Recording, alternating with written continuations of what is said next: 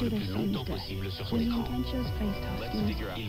Hours after he was killed, there were lies spread about George online. Callous messages saying the police had done the right thing, that George was a criminal.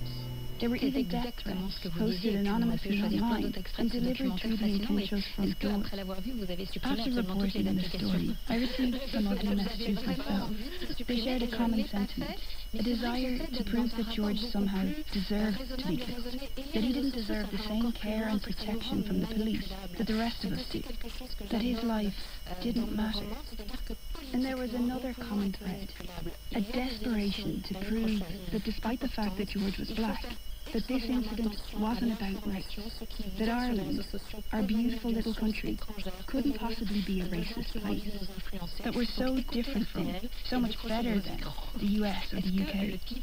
But it struck me that if George's death didn't tell us something about race in Ireland, then the treatment of his family and his memory surely had. 2 months later, the Kenchos have had more information about the progress of the investigation.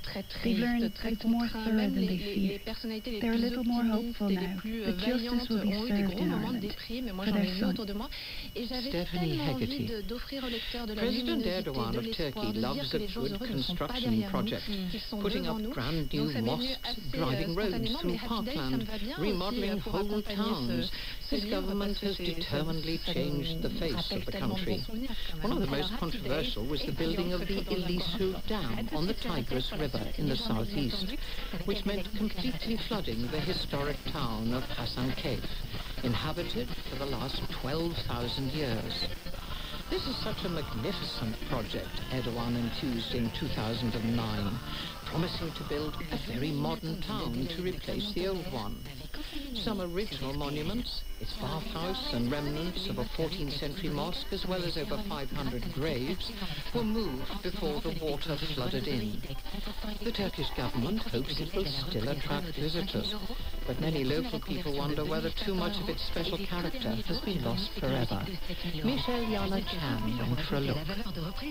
It was dusk. It was a cloudless sky, and I hoped the light wouldn't fade too quickly. We were approaching the River Tigris, driving along a road that lurched left, right, left again, in an arid landscape of only shrubs and grasses, nothing taller, and pale, dry colours, yellow, buff, beige, with the folded hills casting deep shadows. My driver, Sabahattin Al-Khan, pulled over into a lay-by for us to admire the view. The river was blue, and more still than I expected.